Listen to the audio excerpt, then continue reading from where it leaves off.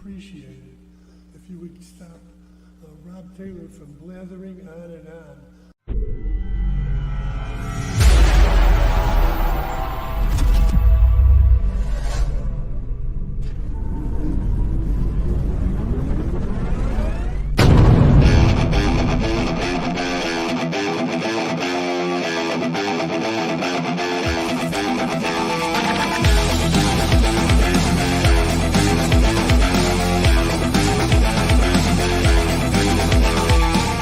Opinions expressed by the talk show hosts, callers, or guests on the Rob Taylor Report do not necessarily represent the opinions of the hosting platform, subsidiaries, sponsors, or possibly anyone else on the planet or the known universe.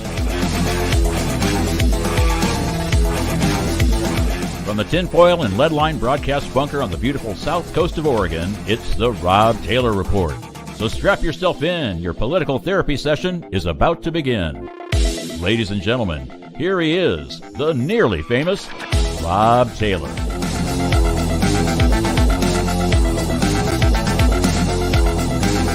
Hey, Coos County. Hey, Oregon. Hey, America and beyond. Thank you for joining me tonight. Tonight is going to be a very special show. As you hear in the introduction, that some of the opinions that you may hear on this show may not even be the same opinions of anyone else, not only here on the earth, but from beyond. And so I like to make sure that people understand you're not going to always get the same thing on the Rob Taylor Report. I have a very open mind, even though I'm the eternal skeptic. I tell you what, unless I have absolute proof of something, I'm the eternal skeptic. I'm that way with God and Christianity. I'm that way with Bigfoot. I got a good friend of mine, Stan Avery. He goes out Bigfoot hunting. He's a big Bigfoot hunter believer, and I support him. And I've had him on this show. And I've had missing persons, and I have had people who've come on my show who have told very different stories. Remember the Satanist that I had come on my show? Actually, I thought he was one of the most rational people I heard in a long time. The Satanist. Can you believe that? Crazy shit. Yes. But it's something that I believe that we have to keep an open mind about. You know, I jokingly call myself a political therapist, but to be healthy humans, we have to have that open mind. We have to allow knowledge to seep in, so even the wall of skepticism can be penetrated. There are a lot of things that have happened in the last couple of years that has really made me start questioning a lot of things that I thought was, well, BS. I'll give you an example. Chemtrails. Are chemtrails really chemtrails? I've often thought, maybe they're just like they said, the condensation trails, the contrails that we see out of any airplane flights, where they fly across the sky and you see the release of these condensation trails, contrails. But the chemtrails, that's a whole other thing. Is the government really trying to manipulate the weather? And you look over the last 4, 5, 6 years, heck, probably 30 years of weird things that have happened in our life, and as far as modern history and as far as what happened in recent history. And you've got to keep that open mind. You got to allow that knowledge to seep in, because I think there were a lot of things that were played out in society that just were not true. And we have to question everything. So my question for you tonight is a very interesting one. Do space aliens exist? It's in the realm of possibility. It's very much in the realm of possibility. And I've always been interested, even since I was a child, in space travel and space movies and science fiction. Star Trek, one of my favorite shows. Star Wars, one of my favorite movies. And so I'm one of those who I've had belief in that there could be possibility, very good possibility, that there is life out there that we just don't know about. And maybe others have had contact with these other civilizations. Well, tonight, I've got an interesting story for you. I've got a lady who's going to come on here because she has written a book, and she wrote a book about her experience with her mother, who was abducted. And we're going to be discussing that tonight. And so I want you to know this is a little bit different than politics, but I'll tell you what, aliens show up on the White House tomorrow, it's going to get damn political real quick. So let's find out maybe what someone's interpretation of what these aliens might be and answer the question for us: do space aliens exist? And so I'm going to bring on someone who's, just like I said, wrote a book. The book is called The Theologians of Orion. The only reason I'm saying that is because the word theologians, I was having a problem saying that earlier, but I listened to it again on a YouTube pronunciation, and the English guy who was speaking said it beautifully: the Theologians of Orion. So joining me right now is Ronnie Theroux. Hi, Ronnie. Hello. I hope you don't mind my introduction. It got a little long there, but I thought this was just an interesting topic that we're covering. Now that was a very good disclaimer because um, I'm telling you, all these years that I've been affected or this all came about, I have worried about, how it sounds and coming out. And when I wrote the first book I wrote, I didn't even put my real name on there. That's how afraid I was of, coming out with this story because it is different.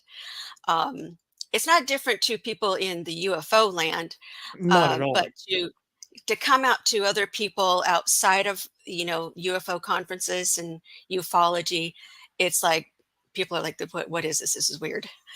So Well, I will have you know, even though I gave the disclaimer, I lived in New Mexico in the desert for 25 years. I lived in Albuquerque, but I've lived in other, areas of New Mexico that's further outside of Albuquerque, south of Albuquerque.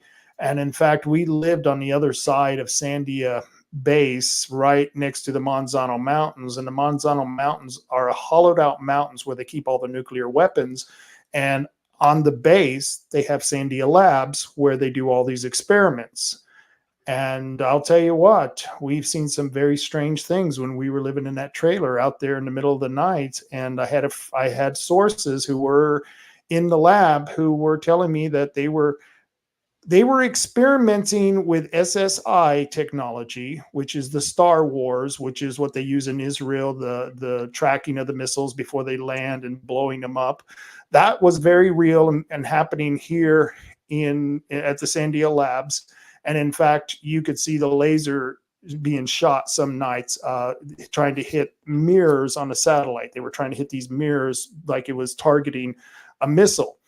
And then there was one time when I was working late at night, and I worked late at night. Now, remember, I live in a trailer in the desert. So the last thing you want to do is see a UFO because, of course, they're going to say, you're a guy who lives in a trailer in the desert. So you don't want to be that guy. And so one night I was traveling home. It was about 4 a.m. That's when I got back from home. And I noticed there was this bright, what I thought was a star originally, over the sky in the area that I lived. And I kept my eye on this star for like 20 minutes. And it just seemed brighter than the other stars. And it didn't appear to be moving like the other stars did. Eventually, we're on Earth, we're orbiting the stars eventually to move. And so I got home and I sat there outside of my porch watching this star for at least 20 minutes. And it didn't turn out to be a star. It was this weird orb light in the sky, and there were other little lights, little orbs, a red one and a blue one, that were circling that orb. And I know people are going, Rob, you are insane. You're just crazy telling this story. But like I said, there were a lot of projects being done at the Sandia Labs, and one of those projects was called a Blue Ray Project. The Blue Ray Project is where they would try to project something like on the ocean or in the desert or in the sky where there was no source light. You know how you see a projector and you see the light coming from the projector to where they're projecting stuff. You know what I mean? Okay, well, they're working on a light that you wouldn't see the source light where it's being projected from, so that they could use this in war. I mean, could you imagine being able to project an entire military fleet of guys at fleet? I guess these would be ships, but being able to project an army of people to your enemy.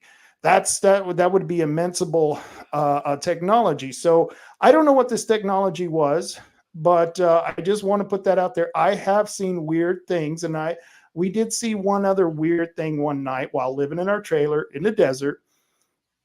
There was a white flash one night, so bright it lit up the whole sky and the whole area.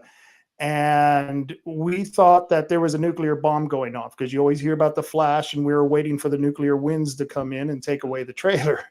But it was reported in the newspaper, and many times there were reports from Sandia Labs doing those type of weird experiments. So I've seen weird things. Were they aliens? No. Were they spaceships? No. But I've seen some pretty strange stuff. So I hope you know that.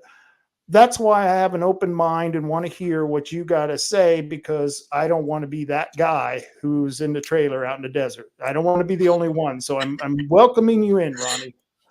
Okay, wonderful. Hey, and while you're talking about those kind of experiences, did you ever hear about what they call the Phoenix Lights in Arizona in 1997, where Yes. there was that huge triangle spacecraft, and so many people saw it, and the mayor was trying to hide it, but later on came out and said, yeah, I saw it too, but I couldn't come out to the people and say that.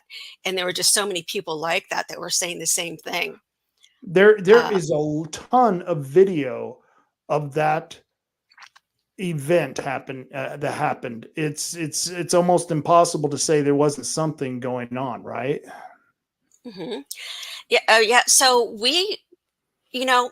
these UFOs have been reported so much. We've seen and heard about UFOs here, there, everywhere, all over the world. And y- you know, they've been here for eons. They've been around. They've been reported. 40s, 50s, even before then. If you kind of look back at some shows that's revealed, and not only that, I mean, you look at history, and you see things written on caves and whatnot, little ships on them. Right. But what people so what I'm going to do is say, okay, what's beyond seeing these UFOs? There are I think what a lot of people don't realize is there are millions of people who have have this contact with strange beings and these ships, and they are being taken on board ships, and they are having communication. And that's the one thing that doesn't get out to the mainstream. Now, if you go see a UFO conference, I mean, go to one of those. That will really open your eyes. Um, and it will just really open up a whole new world. But so that's what I'm going to talk about tonight, because it really goes deep, and we have a big piece of the puzzle um, to answer for who they are, what they're doing, why they're here, and how does this all fit in with spirituality and God. What is this all about? So I have some answers, and they I'm, came through my mom. I would love to hear all of these answers. Start by telling us the name of your book, and then go into just where you were just going to start, because I'm sure you have this all prepared, the story you want to tell. The name is The Theologians of Orion by Ronnie Theroux. Um, and I put it out there a couple of years ago. It's a true story. So it's based on true events. And so it all started with when my mother saw a spaceship in 1958. So we had heard this as kids growing up. My mom told us about this sighting, and we're like, yeah, we didn't really know what to think about that. In the 70s, we're like, we don't. Okay, that sounds weird. We don't get it. There's nothing to refer to. They weren't UFO conferences that I was aware of to go to or anything like that. So as a kid, you just kind of brush it off. But later on in life, when things quiet down, and you know, um, kids are out of the house and whatnot, then I started to think about this. So I just it was so since 1958, there was nothing else said about that except for her experience that she saw a ship. So in 2012, I decided that I was going to go to a UFO conference. I found myself with a lot of time on my hands. And so I went, and it was in February of 2013. And while I was there, I was having some experiences when I was there. A few different things happened that was really strange. And little did I know, at the same time, my mom was drawing all these pictures one after another. I found this out later, and she didn't really understand what she was doing. And there are just pictures of people, just people that look human. And so after, sorry, I'm hearing some weird. Oh, is that your music? Yeah, I got some background music. I thought would be perfect for this. Oh, I love it. I'm like, where is that music? Okay. Oh, I love it. It's great. So, it's really cool.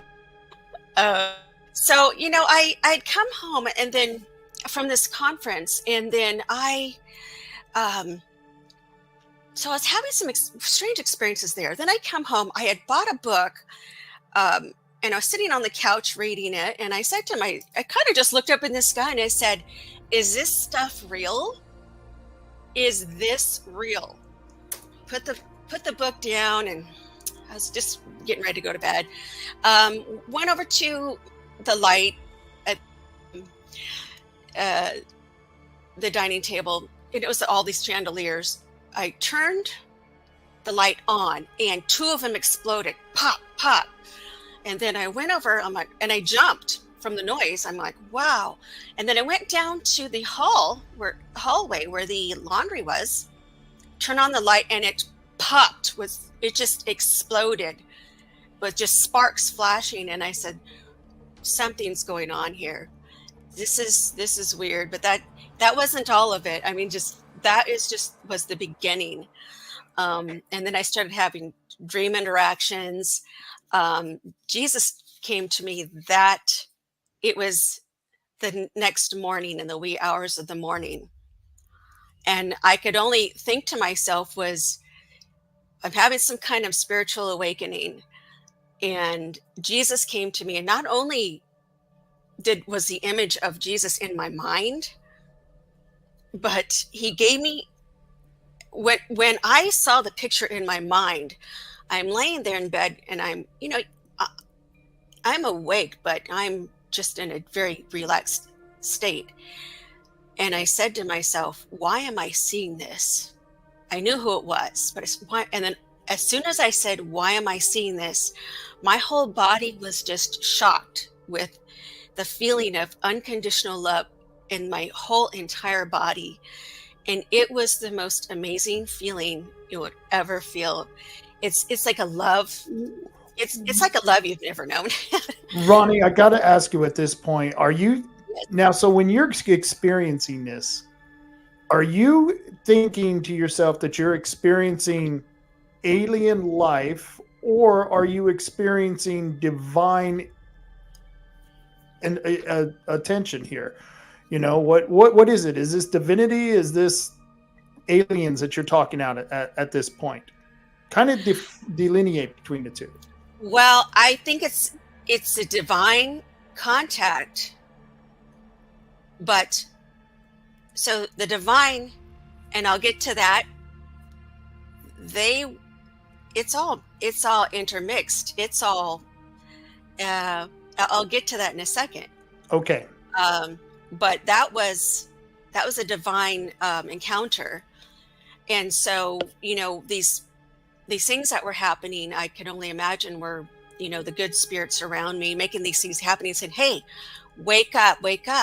You're waking up to what the world is really about." I was venturing into UFO land, and that's a part of it. But anyway, so many, a few more experiences, and then I finally called my mom. I think it was about a week after I came back from this conference, and I said, Mom, I was at the conference, and one of the people I met said, and by the way, the people at the UFO conferences, they're not weird. I thought when I went to one that they were going to be weird, just a lot of weird people and, Right. freaky, and like, oh, I kind of didn't want to go, but then I was really curious, and I said, I'm just going anyway. The nicest people you will ever meet. And there's a lot of experiencers there. And so anyways, so I It's called funny. I them. wish I could say the same about the political conventions I go to. There's a lot of freaks at those things. So I'd Oh, like to go see some normal people at the UFO conventions. that would be correct. Yeah. So anyway, so I called my mom, and I said, because one of the guys I met there said, look, she goes, why, Ronnie, why are you here at the conference? I said, well, my mom had a sighting in 1958, and I'm just really curious about, you know, not only that, but how about how life got here to this planet, and what is this all about? And thought I'd get some answers. So I call her up, and I get her on the phone, and she starts to tell me the story. And she said it was in 1958.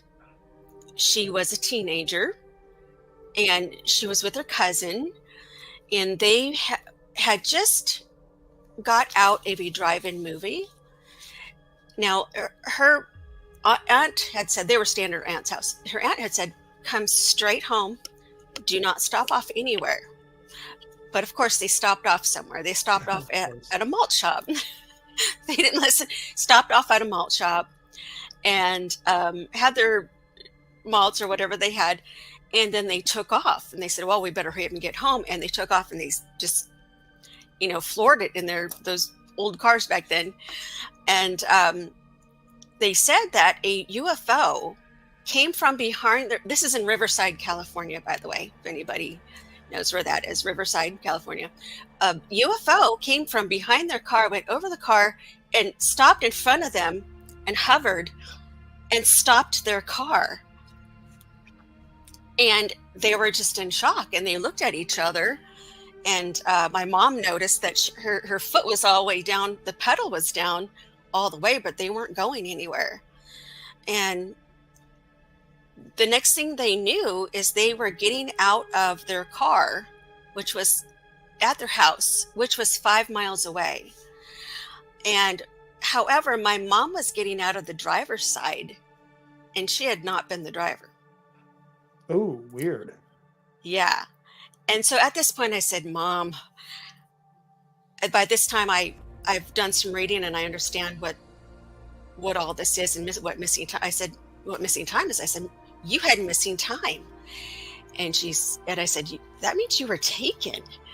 And I'm just flabbergasted. I'm learning this, and I'm going, oh my God, my mom. I'm reading about all these other experiencers, and I come to find out my mom was one. And I'm going, oh my God, this just doesn't happen to our family. But it did. Right. And I'm just flabbergasted, and I'm just sitting there on the phone, and she's just kind of telling me more about it and going, yeah. And then we got out of the car, and then we're going up to the steps of the house. We look out, and this UFO is still there. We get into the house, and we look out the window. It's still there, but we noticed her aunt was in bed, and she said there was just absolutely no way the aunt would leave or go anywhere. So they found her in bed. She was asleep in bed. She said that just wouldn't happen. And then they looked out of the window again at this UFO, and they said it zipped away like real fast. This was in 1958. Right. And then they went to bed after that. They said they pulled the covers over their head. But she said, my mom said she was never afraid of anything after that. She was never afraid. And she did not feel that it was a bad experience. She was, now her cousin was frightened, and she said she never wanted to talk about it again. But my mom, no, not. So I'm sitting here all Why do you flabbergasted. think that is? Why do you think her cousin would have the opposite reaction and say that she's too frightened to even speak of it again? I know if she isn't speaking of it, it's hard to determine that. But what do you think? I just think that maybe there's a different understanding. I don't know. And all they Yeah, see is fear. And my mom sees, maybe she saw intrigue. I don't know. it's people have different experiences to different things, uh, and since they really don't know I guess you'll explain it later, but it seems like I don't know how they would know what happened to the other one. Maybe something not as nice happened to the other one that frightened her, whereas your mom didn't experience the same. Yeah, it's hard to say. I don't know. Yeah, I don't know either, but I get the feeling the target was my mom and not her. Interesting. And there was nothing ever that came out of it with regard to her after that. She did end up dying a long time ago from cancer. My mom's still alive, by the way. She's in her 80s. Oh my gosh. Oh my Yeah, gosh, your mom is still alive. Okay, all right. I, yeah. I don't know why when I was reading, I for some reason I was thinking she had passed. I apologize, No, but it's okay. I'm glad it's she's just alive. I am So, I am too, because like you said, she's a wealth of knowledge here. And let me ask you straight up, your mom, she wasn't on drugs or alcohol. She was a teenager in the 50s, right? This is just a normal kid, right? yes, yes. No, she didn't do drugs. No mental issues. No, no, Okay. nothing, nothing. And so when she's telling you this story, you've got to be sitting there going, "Oh my, I mean, was it totally I'm believing this, or mom, I think you've lost it now?" Where were you? Because there has to have been a pull between both of those, but like you said, you just went to a convention, so you may have been more apt to accepting it. How were you? No, I believed her. As a matter of fact, I believed her when she told us when I was a kid in the 70s. I, but even having known back then, I'm like, that sounds weird. What is that? But I believed my mom. And yeah, I did. I definitely believed her. Um, and I was starting to have some strange experiences myself. So, and some communication. So I was thinking, okay, at that point, what's going on here? I have a feeling we're going to find out because something's happening here, some sort of strange awakening, and it has to do with my mom and me. Um, but so getting back to that story, having her on the phone.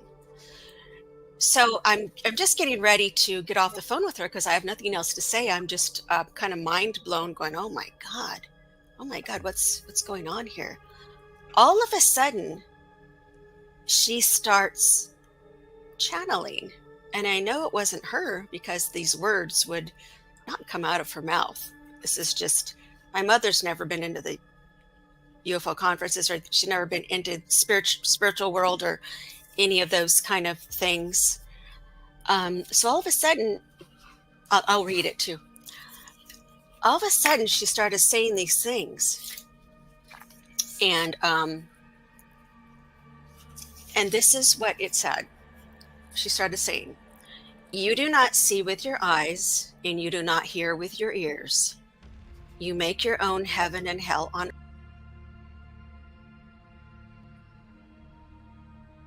longer use your brains. The people of Earth were given free will. We are unhappy that you are destroying yourselves. The gray beings are almost like you. They think in a straight line. They are programmed prototypes.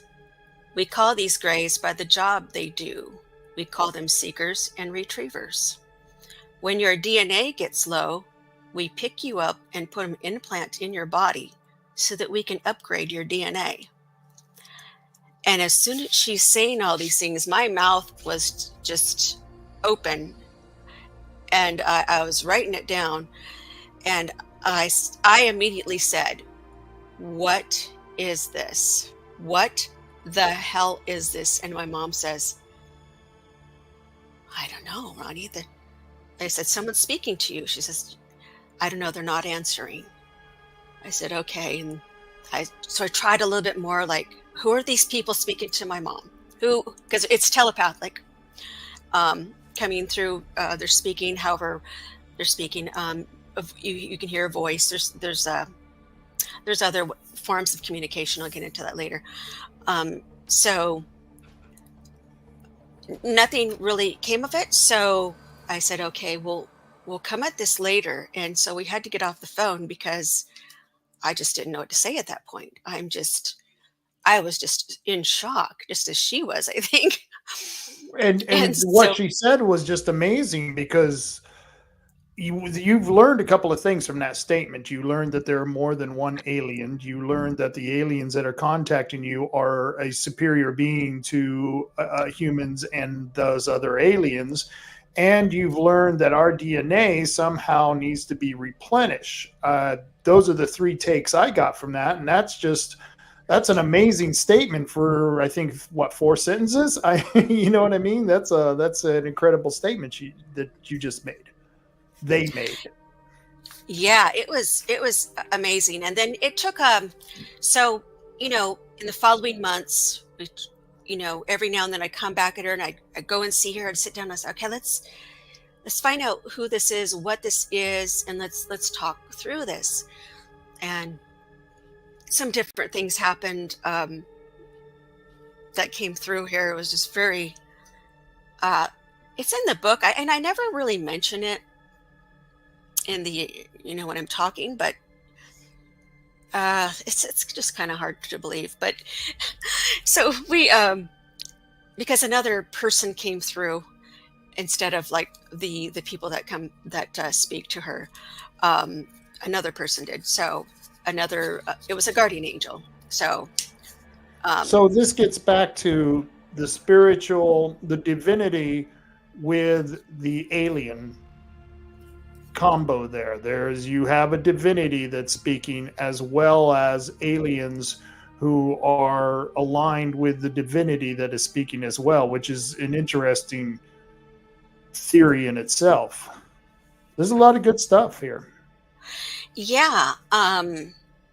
So what I understood from the abduction was that she was altered to have the communication with these people who are responsible for her abduction. She and I both have had, the experiences in communication, and I've had telepathic communication, but nothing like hers. So we came to discover that we're communicating with people who say they are from the Orion Constellation, are the first advanced race created by God, are physical people, and are the descendants of the people who created us and put us on Earth. Have given us information about so many different things, about how the worlds work, and these are the people who are running them. They are the people. These people watch everything going on. As a matter of fact, they comment on what's going on with wars, potential wars, even politics. So they see everything. So what they had told us was God did put 2 people on the planet, but it wasn't enough people. So that was Adam and Eve. Mm-hmm. And they said that God created an advanced race of beings, and the first advanced race was them, the people from the Orion Constellation. He taught them to create, and they created people and to put them on the planet. Those people have their DNA. Orion DNA. Later on, there were other advanced races that were created, like the Pleiadians. You have the Pleiadians and Arcturians and other advanced races. So those races also created people and put their people here with their DNA. But so if, it's like my mom and I have said, if there was only Adam and Eve, then what happened? How did all the different races of people get here? Right. It was them. It was their helpers. And that would be the Greys. Would that be the Greys, or am I? Well, that would be the people from Orion, and they look like us, but they are taller. They're over 7 feet tall, And they do look like this. Now, the gray beings are their workers, and they are programmed. And they have a lot of them. They have a lot of different looking kind of grays. They have short ones and tall ones. They have made giant mantis beings that are also programmed. And this might freak people out, but there's nothing to be afraid of. This is just, if you want to learn how things work, what's really going on out there, hopefully people have will listen and have an open mind. There's also, go ahead. You mentioned several different species that was created by the creator, and the top ones being from Orion. Are all the creations from the creator, are they all good and benevolent and have good intentions for humans, or good intentions at all? Could some of these be considered the demons that is also within religion? When they talk about the demons, the devil, and things like that, are there aliens who could fit those descriptions? Well, as far as the grays go and those type of aliens, it's all depending on how they're programmed. They can be programmed to do bad things. There are other beings out there that are not good beings. There are good reptilians and there are bad reptilians. And what I can tell you is, and these are full-size reptiles that, walk on 2 feet, that are an advanced race of people, if you want to call them people. I learned this, and it's true. And when I first was reading about this, when I started going to ufology, and then I went to a conference and I learned about all these things, and I realize it's true. But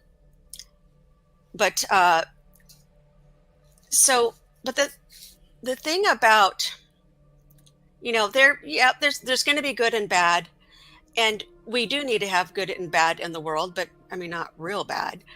So if there's a balance. So, right. You got black and white, cold and hot. You got to have bad with your good, because you won't know good. So that was kind of where I was leading with that question. If you have a creator that's the all imminent domain, he has power over everything. He's omnipotent, and he's the creator. Then he's the positive, he's the plus. Is there his equal? That's the dark, the black, the evil. Well, there is no devil. Okay. There is no devil, but what they told us was the devil are the bad people. That's the devils. People that do bad things are devils. So if there is no devil, then there is no hell, except for the hell we kind of make for ourselves here on Earth. Exactly. You got it. That's exactly what yes. Like what they said in the first that first message that I read. Right. But another thing that they said was, so, you get a lot of people in ufology. They want to say, oh, all these UFOs that they see in the sky, oh, it's evil, we need to shoot them down. And I'm saying, don't shoot them down. They're not bad. You just don't understand who they are and what they're doing and what their purpose is. You don't understand it. And I'll tell you what their purpose is in a second. But they're not bad. As a matter of fact, these people that we're speaking to, they said that the most evil species is the human. Not surprising. Not surprising. We can be some very vicious creatures. The most vicious on the planet. Yes, look how brutal people have been throughout time. Just brutally murdering people, and it's still going on today. And before you start, I got another question, and it's not an easy question because it's one of those that it takes a lot of philosophical answering to. So in that realm of what you're saying, and I agree with you, man, there is no more of an evil creature on earth than man himself. And so that begs the question, is it part of nature, and do you believe in evolution, that man evolved from the lower species on this planet, or was it part of the Theologians of Orion? And they did it all. No, I mean, we have it all wrong about evolution. Okay. Some things do evolve, but we didn't just spring up from a pond. Well, think about it. How miraculous would it be if a baby popped up from a single cell organism out of a pond? How miraculous would that be? That sounds really crazy.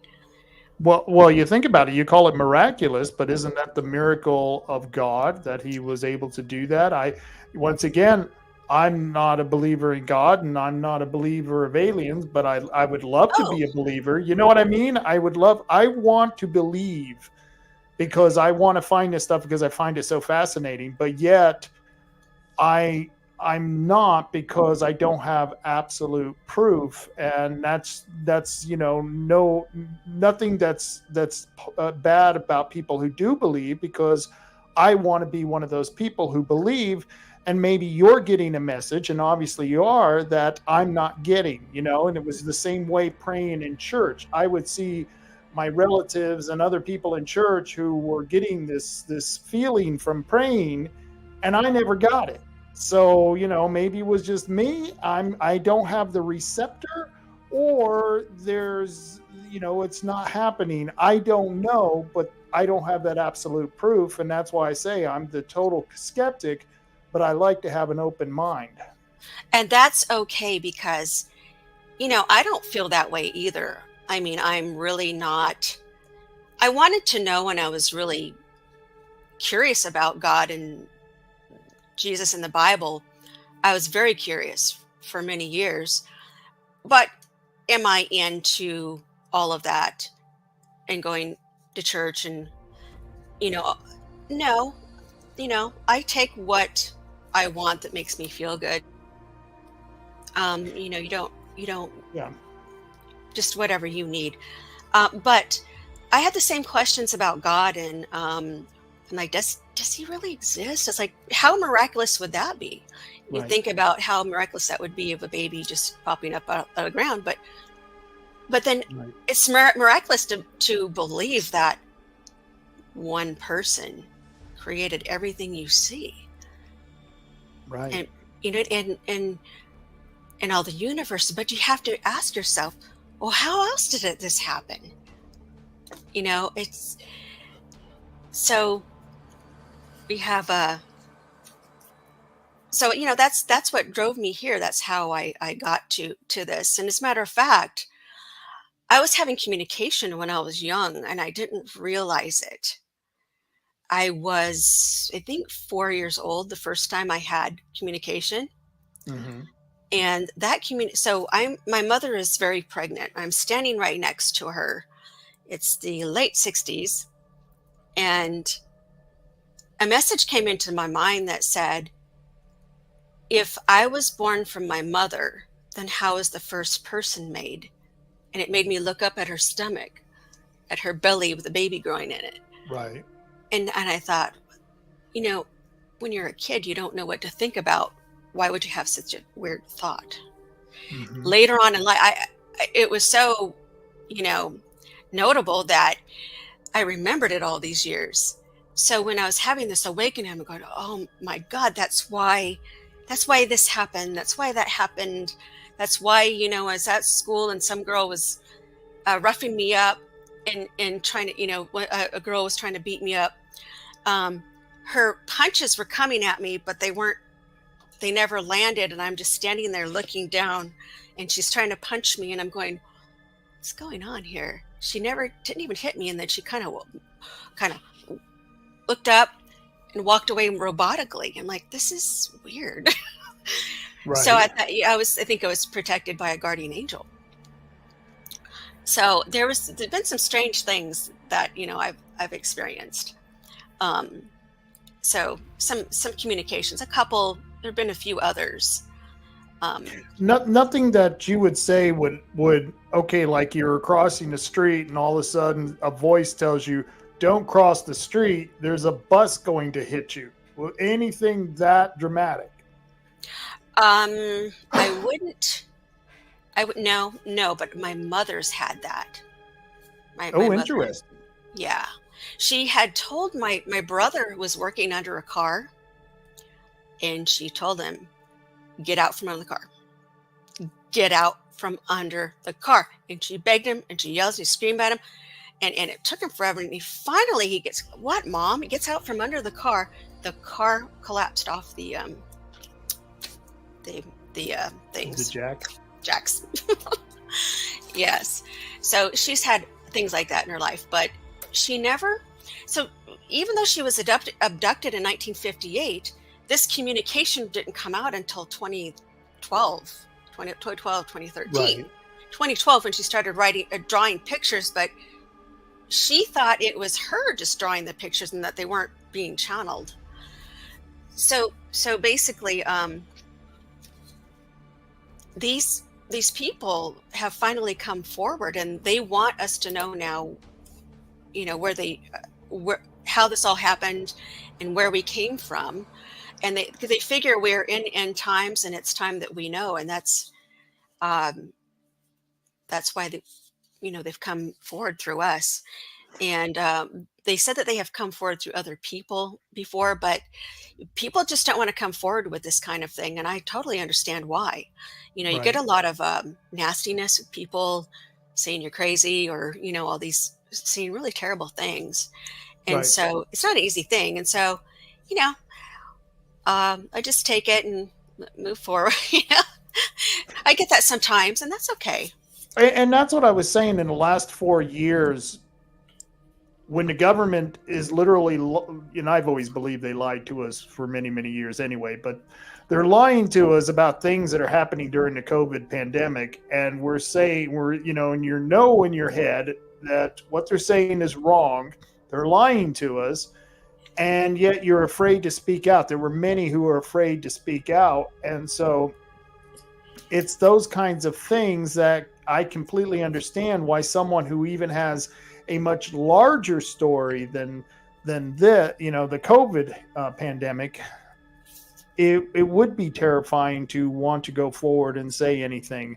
I think that was the whole basis of the movie Close Encounters, where there were people who were getting these messages, and a lot of them were trying to ignore them because they didn't want, and they didn't want to tell the public and go public with it. But some of them, the idea just kept driving them to the point where they felt compelled to go to a certain place. And so your mom's been having these experiences, and now we've gotten to the next point where she was given the gift to talk to these people. And we found out that she's been, has received messages that were just like your brother under the car. That's impressive that she got a message telling, warning her about what was going to happen. Go ahead and continue from there, because I was getting really interested and I didn't mean to interrupt you. No, that's okay. I think she's had some other things like that before that she's experienced. But I thought I also would, there was the one message there was a message that came to me that, let me go over that one first. So this is after the revelation already. And I happened to be out with a friend, another UFO friend, and we went out partying because it was my birthday. And I said, I'm just going to enjoy myself and have a few drinks, just really relax. And I was just having the time of my life. I had a few drinks. I was feeling pretty good. And all of a sudden, I felt this really this pressure on my head, pressure coming down this way, the top of my head. Immense pressure. It didn't feel bad. It just felt like someone's pushing down a big message into my brain. It was really weird. I mean, it was really strange. It was like someone was taking a whole paragraph and cramming it into your brain, and you understood it in its entirety in a second. It's strange. But so when I was able to, told my friend, I go, something's happening. Something's happening. And she goes, write it down, write it down. I go, okay. As I started writing it down and typing it on my phone. And anyway, the message said, the difference, looking from my world to this world, looking at it at another angle, knowledge I have that they don't see. I figured out the difference and how to convey it to humans. We are different, and we have to figure out how to say things to you humans. Is that pretty wild?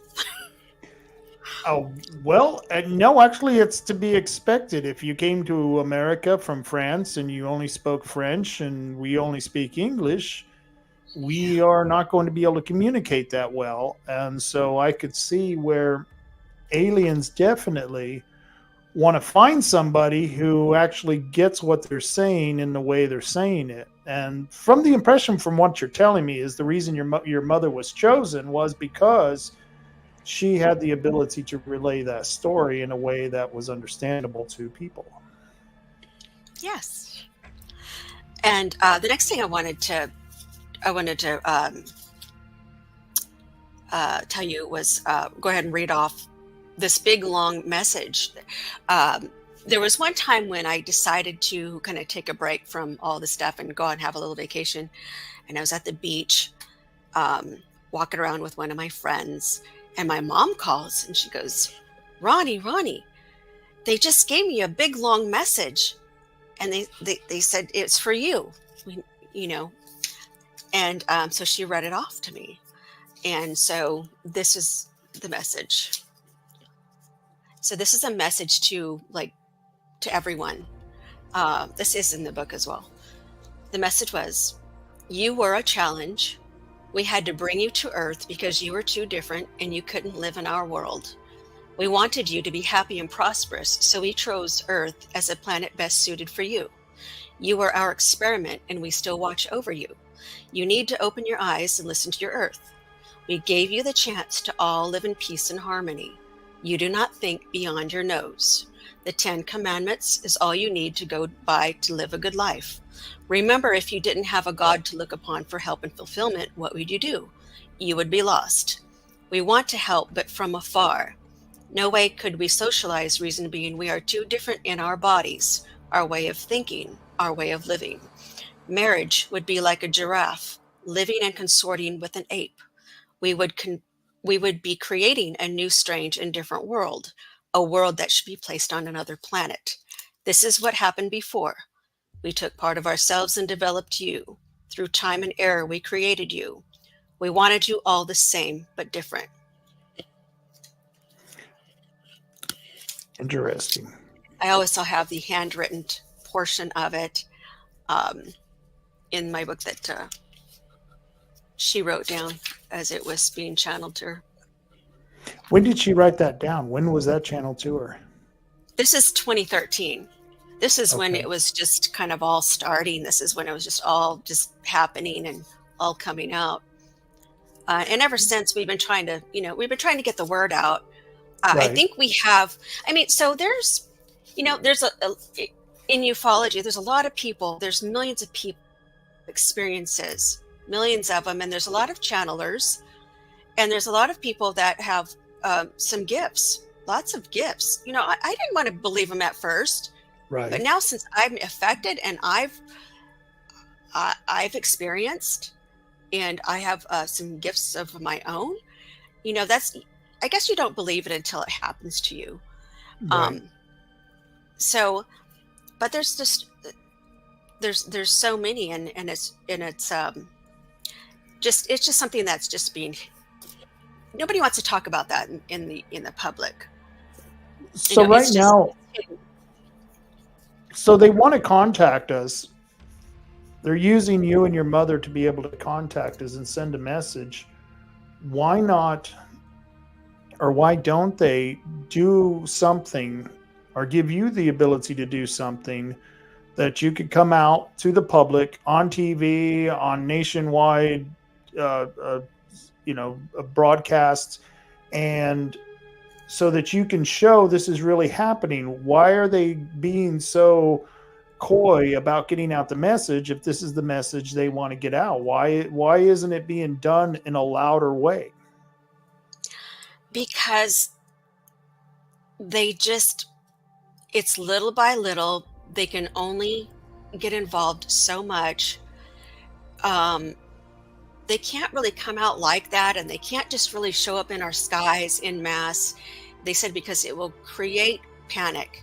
A lot of people, I mean, imagine a lot of people would die or commit suicide or something. you know, they have to be careful how this comes out. So they just come out through the people, and they hope that we can just get it out there. But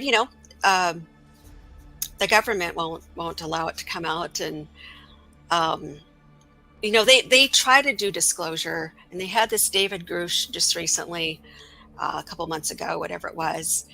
But I never knew or never thought that they were serious about it.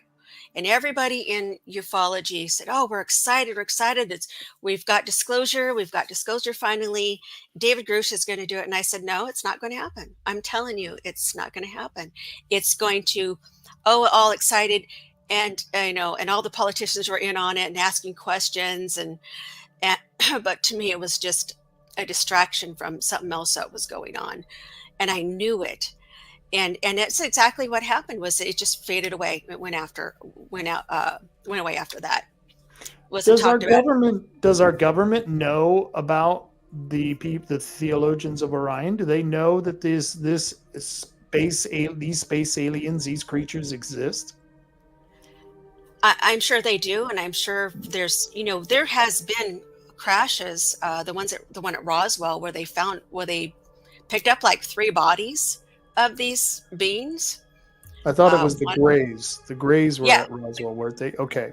yes, the Greys. Um, the Greys are the ones that they send out to do all the work for them, and they pick up people, and they're the ones who do all the tests. So basically, kind of getting back over onto that subject, the reason they created the Greys was to be helpers, but what their purpose is to pick people up and do tests to find out how we're doing in our environment, because that's one of the things I haven't mentioned yet. So one of the things that they are very concerned about with us is our environment, and how very polluted the earth is. And a lot of people don't believe the earth is polluted, but it's pretty polluted, and nothing to do with climate change. That's not a thing. I won't even go into that. But the earth is very polluted. Well, in a way, aren't they responsible? We are the evasive species that was brought to this planet and put on this planet. Aren't we really because if they brought us here from their planet, their world, then we are the evasive species of Earth. Would be the way I would take that. U.S. Fish and Wildlife Service better not find out about this, because then we're going to be in some. It'll be like the barred owl versus the spotted owl. They're going to take us out because we are the alien species. Yeah, I would say they are probably partially responsible because, through time, look, we didn't get here by ourselves. We didn't have all this technology. I mean, look how Right. far we went in a short span of 100 years. So someone's been helping us along all these years, all these thousands of years, not this last 100. And it's been a slow process, but then all of a sudden we're getting all this technology. Now we're getting, into nuclear, developing nukes. And that's where we're getting into trouble. And that's what they are concerned about. They're concerned about the nukes. And that is why you would see these UFOs. There's videos of them, the UFOs going around these nuclear warheads and disabling them. So the Orions and all the advanced races out there that look over us, watch over us, they can't get involved. They can get involved to a point, but when it comes to nukes, they said they will absolutely get involved because they don't want their creation to be blown to bits. Everything that they've worked for, for all of us to kill each other. So they will get involved with that. They have gotten involved and helped us out with other things that might have you scratching your head. So after the Fukushima spill, they've been continually been releasing, and this is just one of the things. Let me say this first. So you have to think of it this way.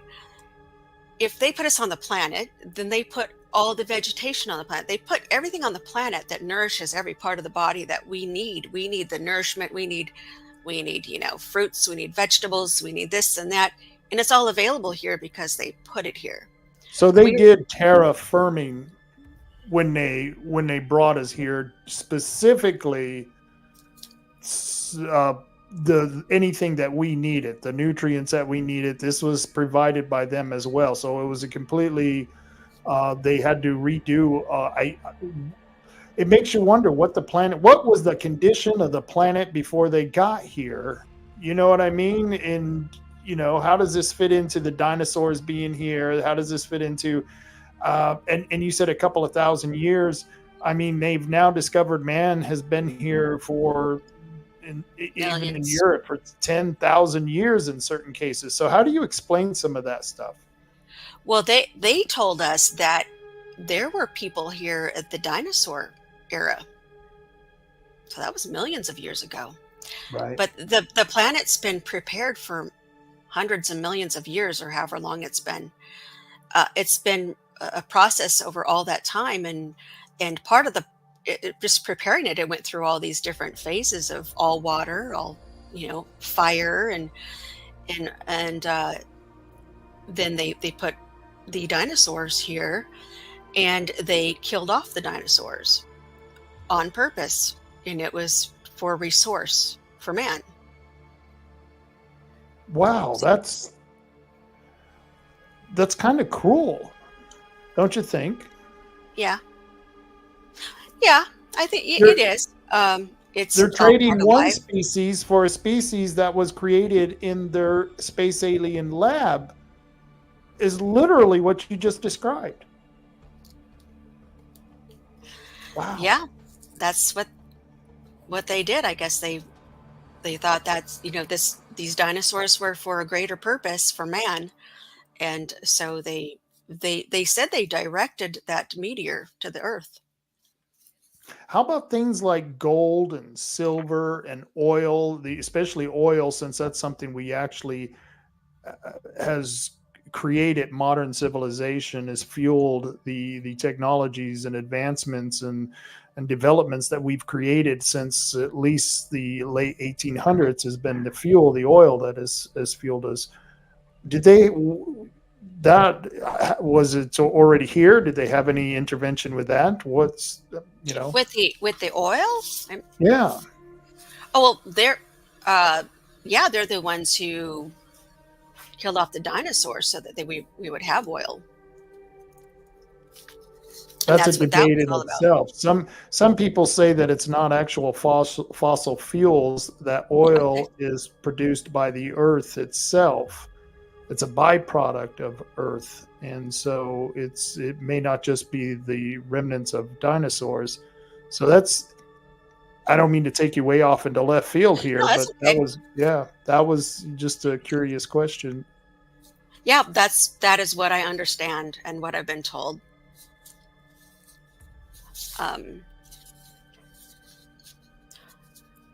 So these, if you were to think about it, and lots of people watch Ancient Aliens, or they see archaeology and whatnot.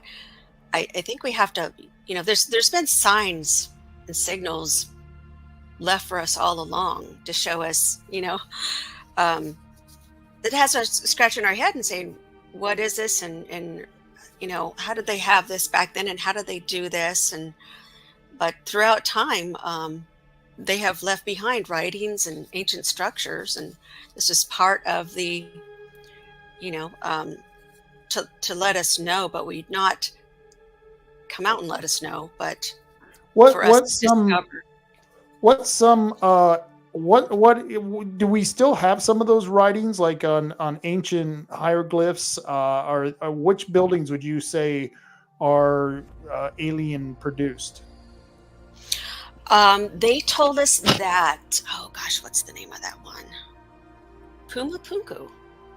They said they built that. In And they Peru? said, yeah, they said that was a meeting place for them when they would go down there. And they stopped coming to Earth for a long time after King Tut was killed, because King Tut was one of theirs. Interesting. And his family, his parents, they were leaders that were sent from somewhere. uh I don't know if it was, I think it was Orion Constellation, that they had come from there, sent down to teach the people. And was there interbreeding with the between them and other people, the humans? Oh, I don't know about that. I don't know that, but there have been other people that have that. Yeah, I know what you're talking about. You're talking Right. about the fallen angels. Not those people, that, but some others. That did happen. Some fallen angels, they came down here, and they basically, from what I was told, they ignored what they were supposed to do, and they were given instructions. They went against them. It's like they forgot. Um, they once they got here, they forgot what God had told them. I guess what God had told them to do. That's what I understand.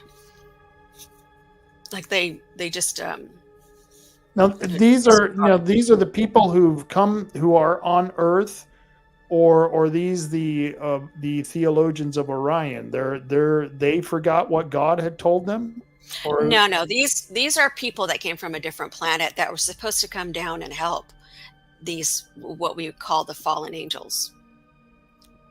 And I don't really know much else about them other than that. okay, all right. That's interesting that they would allow.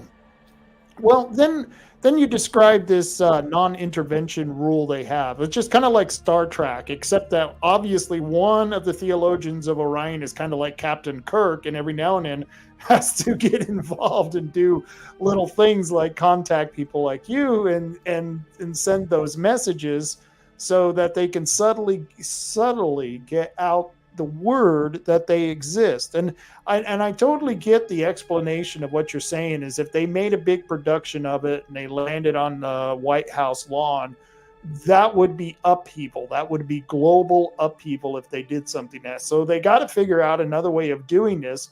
So my next kind of question to you is then why don't they contact people on a bigger, more of a mass level? I somehow, why aren't they contacting more people? And why was it just a small specific few like the people who you meet at the UFO conventions? I really don't know. I don't have an answer for that. I think they have gone around to a few people. Um, One of the things I was going to say is there's so many people that have these kind of. There are people that have communication. There are people who are channelers. But one of the things I wanted to say was, and people probably, maybe your audience wouldn't know this, but um, a lot of people channel spirits. Hmm. My mother channels actual physical people, and they happen to be all those light years away, which seems amazing. Um, but that's what we understand. And um, let's see. So what I forgot where I was going with that. Um, so so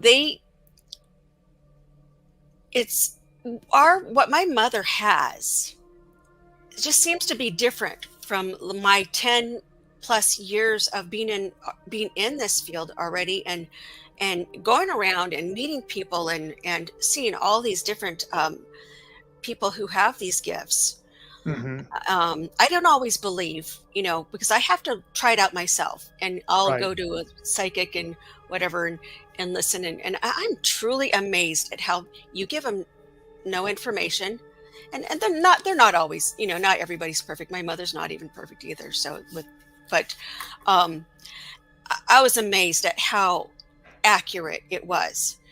But I feel that my mother has something different here, and it's and the I think it's very special, very, very special. And these people don't normally come to a lot of people. I think what they do is they have they're basically like the bosses. They have people doing all the work for them, all the other advanced races and the gray beings, and having them. But I feel like these people, and I like to say, they have finally come forward. They are the creators. They are the people. Um, they are the ones. And I just feel like we have something very special here, unlike what I've seen anywhere else in the spiritual world and UFO land. I feel like it's very different, and they these people are the angels that we've heard of. They're good people just trying to help, and That, they're just trying to get people to wake up.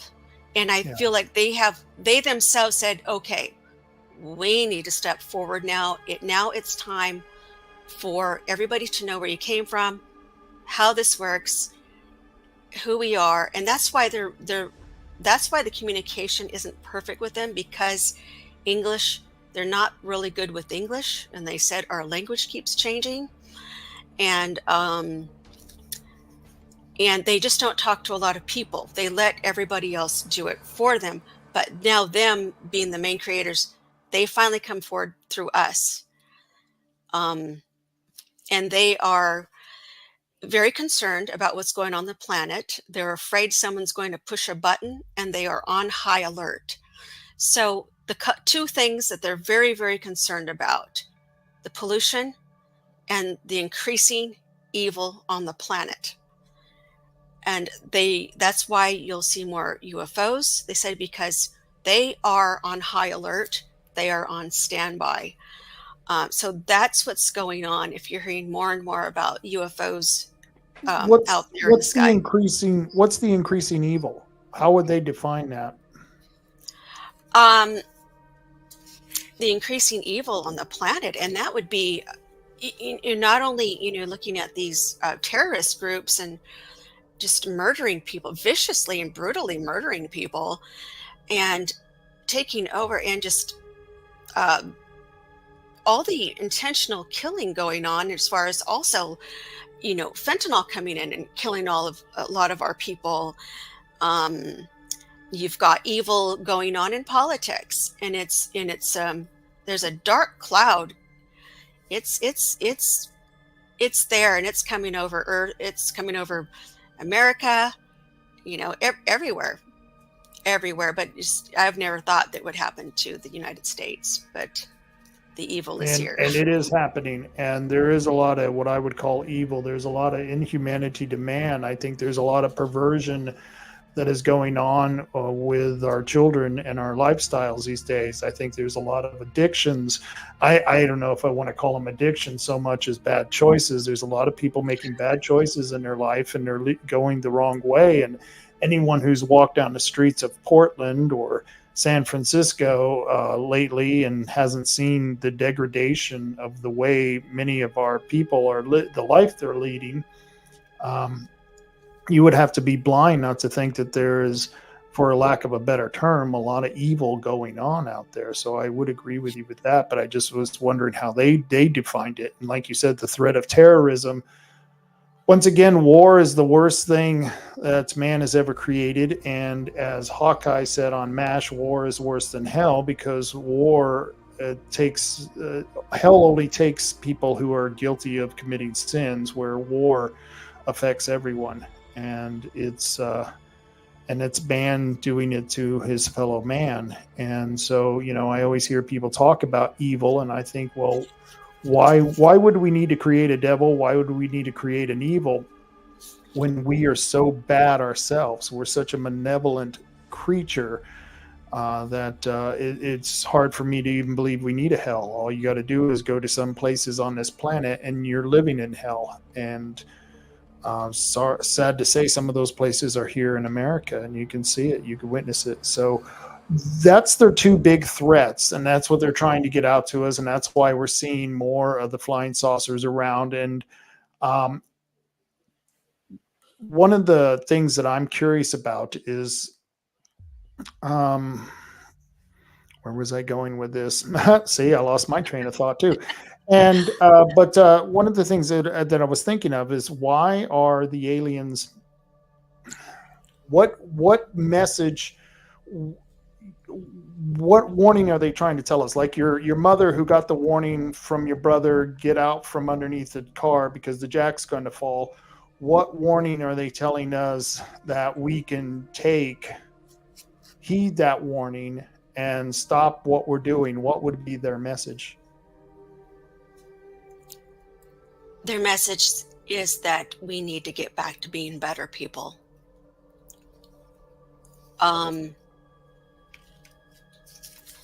So when it comes to that, when it comes to the pollution, they said we need to plant a lot of trees and shrubs, anything that can absorb the bad things that floating around in the air.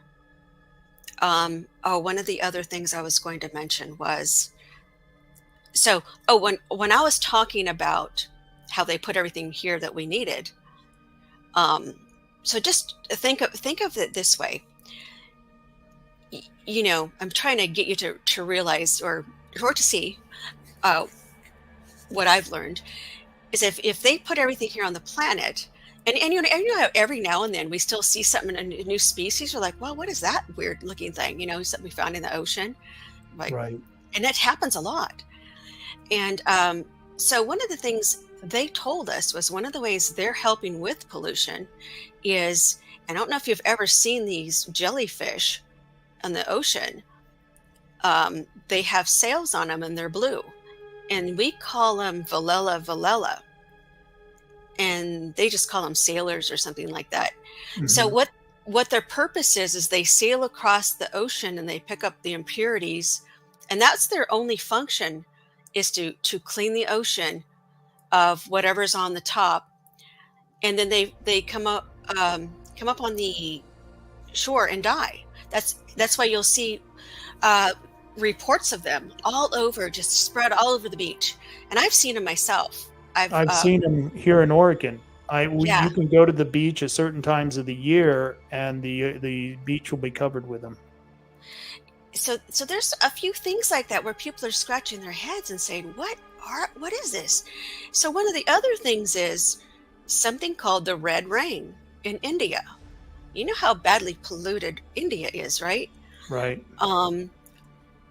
So they said that they created that red rain and sent it down, and they said it was like amoeba, so that it would absorb the bad things. So it's just, if you only knew and just can see and know and understand what I understand now, I'm kind of like have this knowledge, and I can kind of stand back and go, I get it. I see it. I see it now. And there was something reported recently too. And I'm not really sure about this. I haven't asked my mom about this. It's some sort of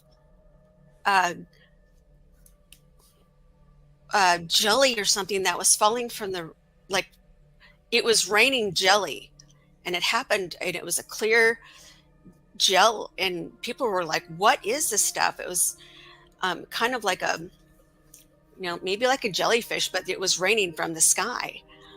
And I can't remember where Interesting. that was, if it was Washington or Canada or something, somewhere over there. Um, You and know, so, I know they're not supposed to interfere, but boy, it sure would be better if they manipulated the election so the right people would win if they knew who the right people were. well, they do have people here. They Oh, have okay. they have a lot of people here, and you wouldn't know them, from anything. You see them, they just look like us. But they actually put people in politics, and uh, they uncover corruption going on. They get people in there to uncover that, Interesting. to expose corruption. So they're trying little by little like that. So they are. You just don't. Nobody knows about it. I put on the screen the drawing that your mother made this drawing, correct? Um, yes, that's one of them. She That's one of them. has. She has a. I have a binder. I have it nearby somewhere. This, about 4 inches thick, binder of drawings, and she said that when gets in her mode, she just starts drawing one after another, like obsessive, drawing them. And she gets done with one, she throws it over, starts another, throws it, and just keeps going like that for half an hour. And she said when she's done with it, then she feels good, like it's a big relief. And I said, Mom, you're channeling. She doesn't understand it. I go, they're channeling that to you. But I have a lot of them. And they said that these people are people on other planets. And some of them are them. And I think that's one of them I think that's one of them. You sent me also a bunch of. Are these names? Those What are are these words? those are names of people, and they said those are real names, and they said those are the people that channel my mother.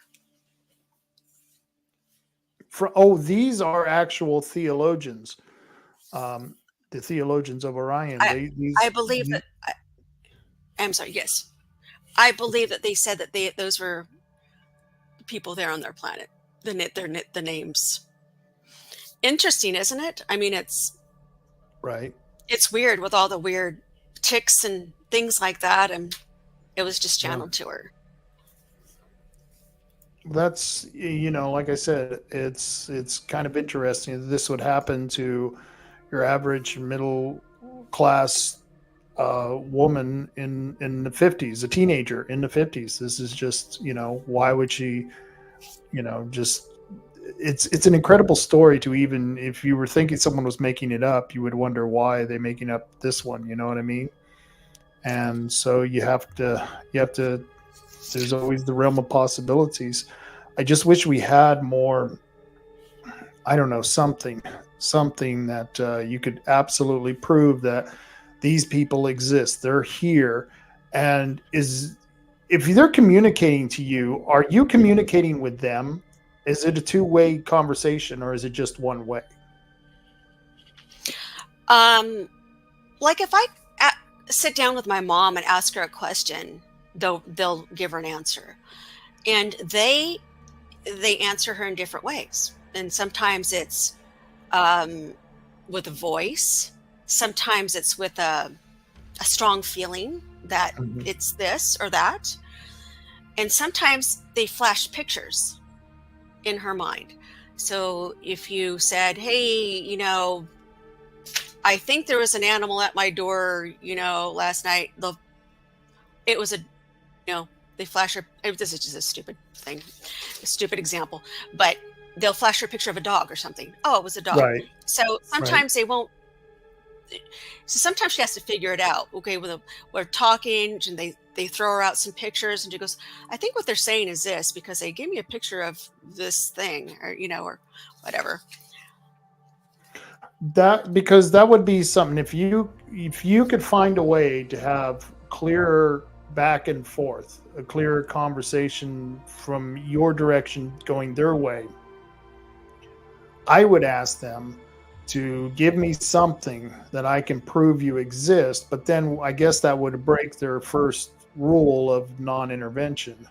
So I don't know. It just seems perplexing that they want to help us, but yet they're bound by rules. And by the way, where do these rules come from? What kind of government do they have? Are they, what's the situation? Can you answer that?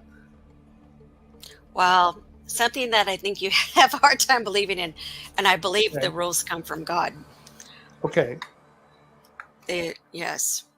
And so it's like the Ten Commandments. They live by the golden rule, do unto others as you would have them do unto you, and then the Ten Commandments that for us was what Moses brought down. Yes, and these people, these are advanced people. They're not like us. I mean, they're a lot smarter. And you don't have drama. You know how you can just imagine how humans are. You take a look Yeah. at us and look at how we behave.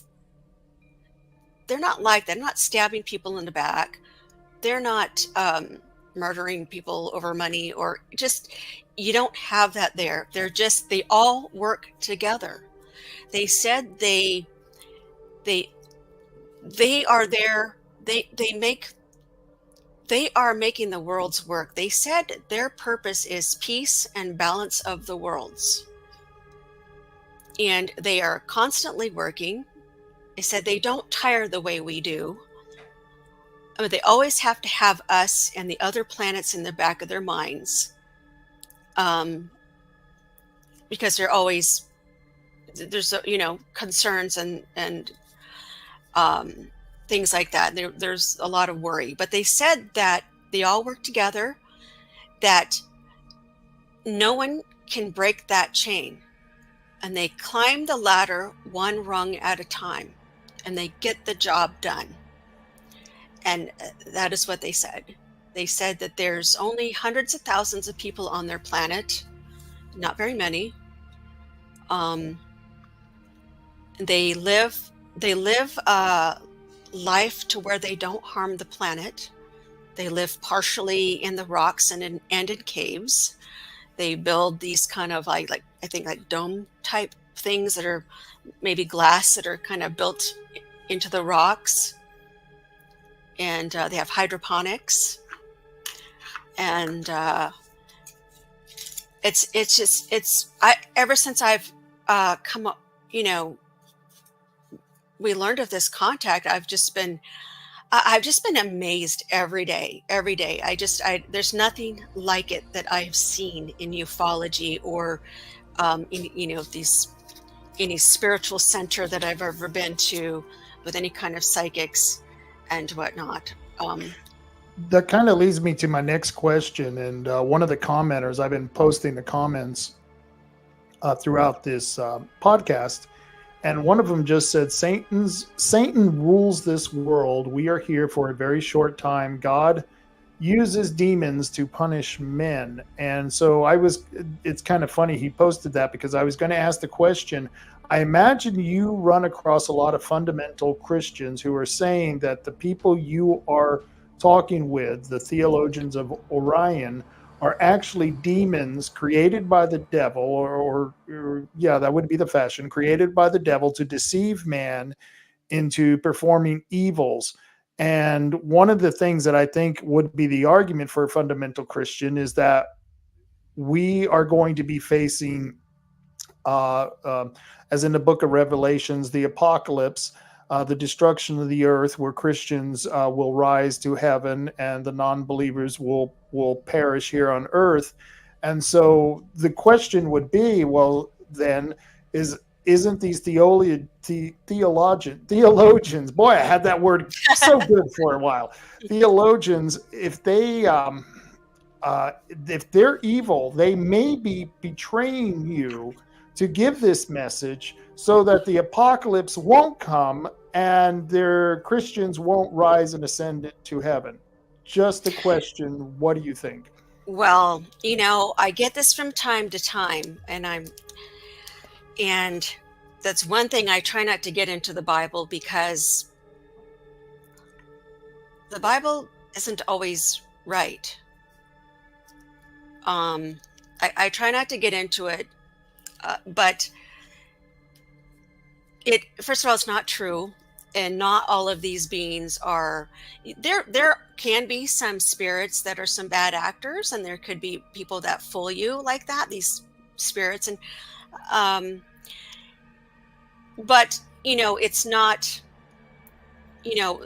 People like that like to say that it's every kind of communication, or whoever you're speaking to out there, it's all evil, and it's not 100%. It can't possibly be 100% evil.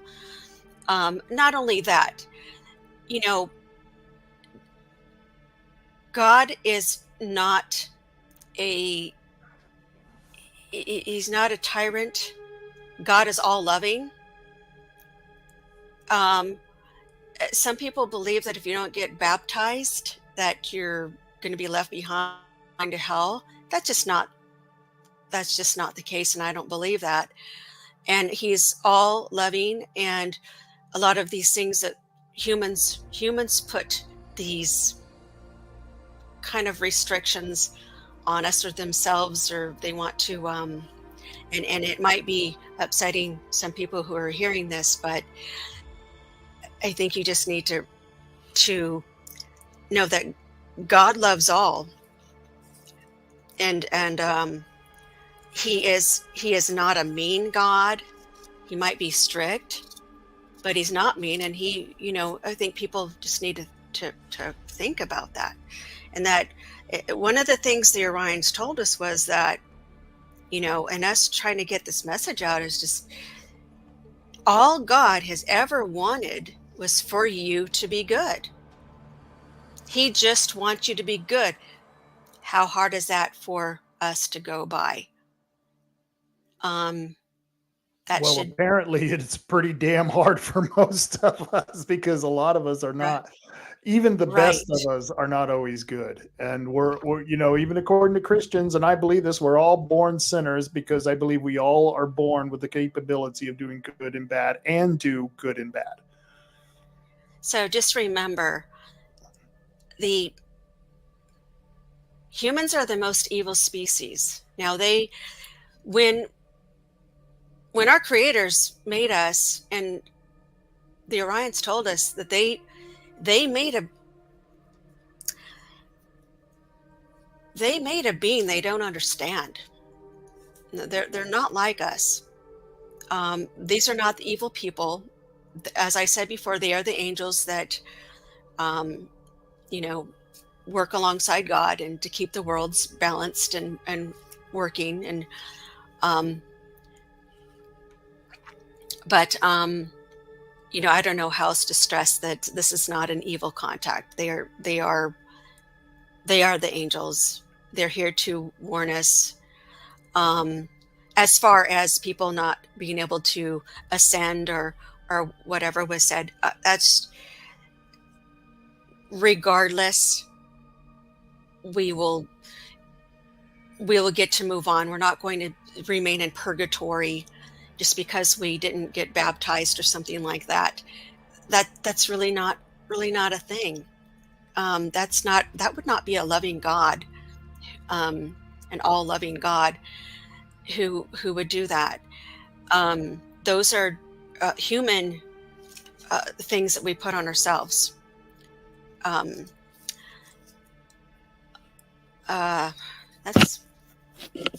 guess that's all I have to say about that. But if you like, I can read. When we first sat down with the Orions to find out who they are. Mhm. I don't know if you. So I have the question and answer session that I did. Oh, okay.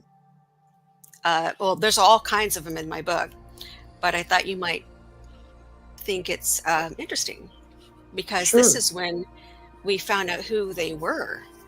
So I'll just read a few. Okay. So my first questions are you creators of the first humans? Yes, but we had help. Who did you have help from? They said God. I said, is Orion their place of original creation? Yes, creation of all things. Are you the Anunnaki? No, we were not the Anunnaki. And then my mom started to say, their group starts with a T when they were trying to tell her T-R-I, and she's trying to spell it out. And then she goes, Theologians. They are called theologians. And I looked at my mom and I said, do you realize what you have? Then I continued on with the questions. And I said, the people from Orion who created the original humans, are they still alive or long gone? They said, they are gone. We can live forever, but we don't want to live forever. Then I said, what is your group's purpose? To preserve peace and balance of the worlds.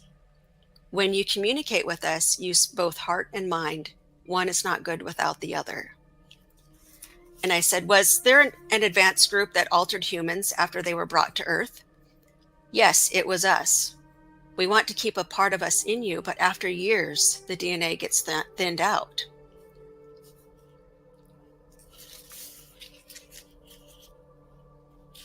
And that was a question and answer session that you had with your mother. To be clear, right? Yes, there's a lot of them. Okay, I wasn't sure whether it was you and another group or if it was you and your mother when you first started. So, yeah, thank you for clearing that up. Yeah, and I'll go on to a couple others. And I said, do the other advanced other advanced people from other planets put their own people here on Earth? And they said yes. But about 55% of the Earth's population has Orion DNA. The rest are other advanced races, but we watch over all of you. And I said, how far in the future can you see? It's not really the future that we look into, it's common sense. We have a wider common sense. And I said, are the people that my mom draws, are they pictures of you? Some are, and some are from other planets. Do you look human like we do? Yes, but different. We are taller, stronger mentally and physically. Do you live in buildings as we do? Kind of. We're partly in the earth and in rocks. It keeps us cool when it's hot, keeps us warm when it's cold. I'm just kind of looking for some others that are interesting. And here's the part when my mom said, I said, do they live in a different dimension? And my mom said, he said no. It's just that they're so far away that it would seem that way. And then I said, wait a second, who's he? Because she mentioned a he. And she said, he said his name is Zentus with an E on the end. And then she said they started to show her in her mind an upside down V with all the collective people in the V and Zentus at the point. So what they were saying was, when these people channel, there are thousands of people who channel. There's a whole group. And so my mother will hear mumbling from all these thousands of people. And then this voice from Zentus. It's like they discuss the answer all between them. And then he gives her the answer. It's really very interesting. That is interesting that they would that it would work that way. But if they're advanced, so much more advanced than we are, I'd imagine that communication is instantaneous between them, and that would be one way to come to a consensus. Yeah. So,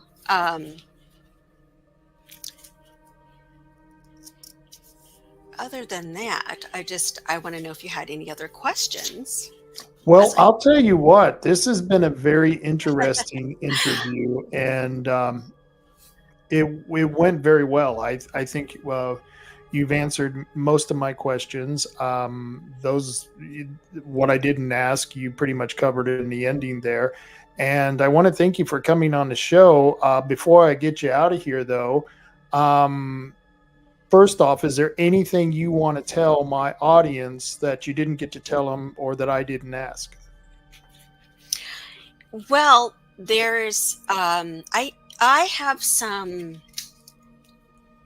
about 6 videos on my YouTube channel, and there's some of them my mother's channeling. Some of it's live, and some of it's just videos that I did with writings.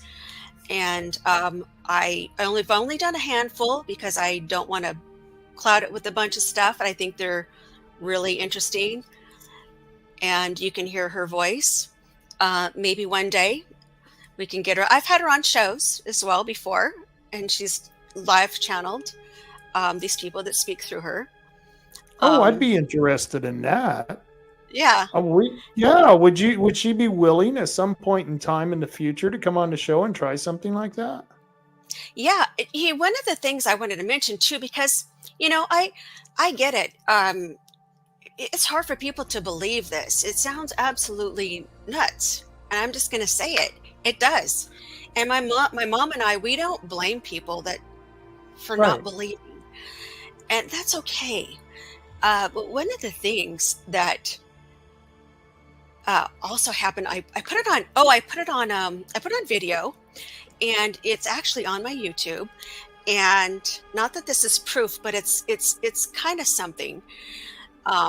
So we were at the Alien Con in Pasadena, California, not too long ago, last year. And this man comes up to us, and, so we're the same way too. We're skeptical, and he says he speaks this alien language, and we're like, okay, yeah, okay. Right. I mean, even though we have this crazy story, I get it, but we're still kind of like, all right, who is this guy? So I get the thing on video, and he says, I'd like to talk to the Orions and see if we can communicate. And I said, okay. So he starts communicating in this alien language, kind of strange. And my mother, so he's communicating with them through my mother. And my mother says, she's tells him what he's saying, that they interpreted what he was saying. I wouldn't say it, not like fully 100%, but the general overall idea of what he was saying, she got it right. And that's not the only time that happened. And that there was more that was said, and then again they interpreted, and then there was this separate time that we did this, and I think it was I can't remember. It was a different UFO conference. We ran into the same people. We did it again, and he acknowledged, yes, she got it right. And Wow. I was like, wow. I said that means, I already know my mom's real, but that means you're real too, because I was I was skeptical of him coming up and saying he does this alien language. And that was really strange. I mean, I would imagine, maybe one way to maybe get some sort of kind of proof is my mother doesn't speak any other languages. Maybe someone can speak to her in, French or something, and maybe they would say, yeah, this is what they're saying, or something like that. Right. That would be kind of an interesting experiment to try. Yeah. Let me think about that. I will talk to a couple of people I know who love this kind of stuff and see what they would recommend. You know what I mean? There might be some other kind of test we could try to see if she could, pass on. And that would be very interesting, I think. I've got your YouTube channel. I'm sharing the screen with it, the one that you have up on YouTube, the Theologians of Orion. And you have let's see. I can't see it so clearly on the screen. It comes out better on the podcast than it does on that little screen on the flyer. Where did you get the model who is the little girl that's in the picture and the person who's on your book cover. Where did you get those people from? That came from actually just the person that I hired to do the book cover. So Okay. it wasn't really just whatever he came up with. There was, I think you're saying there's another girl that looks different. Well, there's like a younger woman, and she looks like she could be a teenager that's in the profile picture. Oh, that one. Okay. So that was the original, um, my original book cover was with her on it. And Mhm. she's actually a real person, and you buy them from those websites that you can buy pictures from, and that's where I got it. Oh, So okay. it's a real person. Um, Matter of fact, I don't know if you can see this, but this is the original one I did, and then I switched it because I didn't think this was a very good cover, so I changed the cover. I'm So glad you did, because the new cover is really neat. I have to admit that I do like the new cover and how it looks. Let me see if I can add that up there. Yeah, that's it right there. And it's I think it's kind of in the realm of who was the lady who used to write about the Earthsea? Ursula Le Guin. You familiar with Ursula Le Guin? no, never heard of. Okay, she's a sci-fi writer, and for some reason it reminded me a cover of some of her books that she has written about the. Gosh, and I can't think of the name of some of the stuff. It's like a Lord of the Rings type of book, very similar. But yeah, I really like the cover of that. I think you did a good job on that. Yeah, that it looks really nice. I was pleased with it. And you can get your book, of course, on Amazon. And of course, I just cut the screen share. Let me put that on there. Amazon, let's share that. Right there you are. And you can get the Theologians of Orion. You can get the Kindle edition if you want to listen to it. And you are right there pictured about the author. And anyone who wants to order this can go to Amazon. And yep. All right. And then you're also on X, or what used to be formerly Twitter. And they can catch you there if they want to talk to you. Yes, absolutely. Okay, Talk because to you me never know. There may anytime. be people out there. Yeah, you can You send know, me a that's message. the funny thing. I'm sorry, go ahead. Oh no, I was just saying, yeah, it's fine. Send me a message. I'll respond. That picture in there, the picture, that's me when I was 15. Oh, cool. Cool. I was Yeah. wondering. I kind of figured that. And so, how old were you when, because this was in the true thousands, how old were you when you first found out about your mother? Because you said that she had told you the story when you were young. Well, it was in the 70s, so I really young. I mean, probably 10 or something. I don't know. I'm 60 now. My mom's 83. No, that's about the right range. I'm almost 60, so it's boy, life has changed. What a weird world we live in today, huh? It's almost You alien. know, and it's so weird because here I was, going about this life, and it's like it did a complete turnaround. I just this thing and Yeah. what happened with us in this contact, and like this is it just it's a whole different life now. It's very strange. I mean, I like it. I was so excited in the beginning to get the word out, but then all of a sudden I'm going, wow. The more I would talk about this subject, and I'm going, wow, my mom and this and all these things, and this thing happened and that thing happened, and then I'd sit and listen to myself, and I'm going, this sounds crazy. I can't talk about this anymore. It just sounds crazy. Well, So like I said at the beginning, you're talking to a man who's seen yeah, lights in the sky, who used to live in a trailer in the desert. So, yeah, that's why I know several flat earthers out there. Once again, I don't believe in the theory, but there are people out there who are flat earthers, and I don't know if you are or not, but they, No.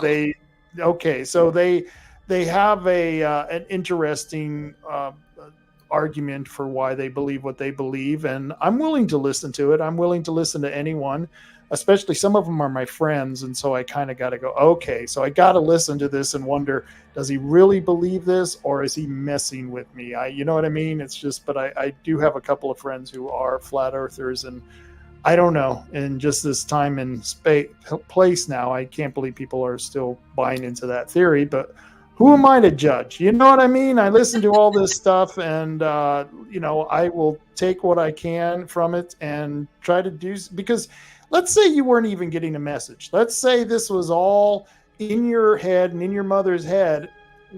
If the message is a good message, then does it really matter whether it's real or not, as long as the message that you're saying is a good message? They're all good messages, and they're here for a good purpose. Um, yeah, it's not an evil thing. It really is a good contact, and people that are truly trying to help. I mean, they've explained to us all the ways that they're trying to help us on the earth. Is it hard to believe? Yes. But that's the first step, is to try to get out in the mainstream, and it's going to be a shock once people start hearing things like this, and hopefully all of us experiencers can get a bigger audience and start getting out there. But there are a lot more people with some very, very interesting stories. I mean, there's some really crazy sounding ones from people, just like us, who've experienced, and they've told me, and they've gone into depth about these things that happen with them, and they stop and they will, and they do exactly where they go, wait a second, that sounds crazy. I go, it's okay, I believe Yeah. you. Yeah. you know And you got to, with the story you're telling, you got to believe that. And yeah, that's just the way life is. I gosh, what was I going to say? Oh, now it skips my mind. And I had questions prepared for you, and I asked you most of those questions, but I found that when you have one of these conversations, that you never know where the conversation is going to go. And so that's why I like to be prepared to ask things that I wasn't expecting to ask, because the story develops naturally, and it's pretty much come to its natural conclusion. Like I said, I think you did a great job, and I'd like to get your mother back on here. She's 83, you say? yeah, she's 83. Yeah, we got to do that. Because I'd love to hear from her, and I'd love to hear more about that. And I want to thank you for coming on the show. I appreciate it. Thank you so much for having me. Really appreciate Not it. a problem. And you enjoy the rest of your night, okay? All right, you too. Thank you All so right, much. thank you. Bye-bye, Ronnie. All right. And I am so glad that she came on the show. This is something that I know many of my listeners are probably sitting back going, wow, Rob, this was a really weird turn, but it was an interesting turn. And I like I said, I used to love listening to Art Bell, and I wonder if she's ever tried to get on Art Bell, or what is now George Norrie, Coast to Coast. And I don't listen to that show much anymore. It was something that used to keep me up at night, and for some reason I just got out of the habit of listening to it. And I think she would make a great guest on the Coast to Coast show. I think she would make a wonderful guest. And so hopefully he will have her on the air. And I hope all of you enjoyed this, because I thoroughly enjoyed presenting this to you. And like I said, you got to have open minds to be able to garner more knowledge. That's where wisdom comes from, experience. Wisdom doesn't come from if you're a genius. You can be a genius and have absolutely no wisdom whatsoever. And we've seen it. Politics is a good example. You can have genius politicians, but yet they don't have the wisdom to take that genius to the next level of being a great political leader. And that's part of leadership. And so There are things out there that I think we all can learn from listening to people who have different views. And I think that, when you do this stuff, that you got to take it all with the best ability you can to discern what you think is real and not real. And I don't, like I said, who am I to say what was real in this lady's story? I thought it was a fascinating story, and I thought it was a pretty interesting book. I hope you get out there and get it. You can check her out on YouTube, the Theologians, or as that British guy would say, the Theologians of Orion. The Theologians. I love that. I wish I had that deep English voice with his accents. It sounded so much more intelligent than my country bumpkin accent that I have. And so I appreciate you all joining me. And of course, I can't get out of here without thinking of people who are partially responsible for bringing you this show. Oh, I forgot to show her some of the alien pictures I had. I did have some alien pictures. There's one of the Greys. Those are cool. I love the Greys. The Greys are always entertaining. And of course, E.T. Did you ever notice E.T. and the Greys look very similar? I think, who was this? Spielberg. Yeah, it was Spielberg who created E.T. I think he was really channeling the Greys when he was doing that, but E.T. was kind of brown. He was like an earth tone brown. He really wasn't gray. I don't know. That's and of course, there's one of our favorite aliens, Alien. I mean, this is the monster that lives in Sigourney Weaver's brain. Boy, there's a name. There's another crazy name. And Sigourney? Is it Sigourney? I don't know. I'll have to figure that out. But, the broad who killed this alien, yes, this is what many of us think when we think of aliens. And I often wondered, I bet we are probably maligning a lot of good aliens out there. There are a lot of good space aliens like the Theologians of Orion out there who are going, why are you guys always dissing all over us? You always make us look like these lizard people. Why is that? And I don't know, maybe these aliens exist in the same realm that the Theologians exist, and there are those bad aliens like that. I'd much prefer to meet the Theologians of Orion than come across this critter. This critter, you're going to have something big and powerful to take down. And of course, Predator. Predator was always my favorite alien.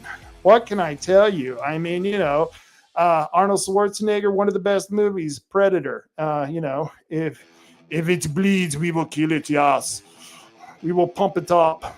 We'll pump it up and give it some steroids and make it our own. And so, this is the Predator, and one of those other aliens that, who knows? Who am I to say? Maybe this creature exists too.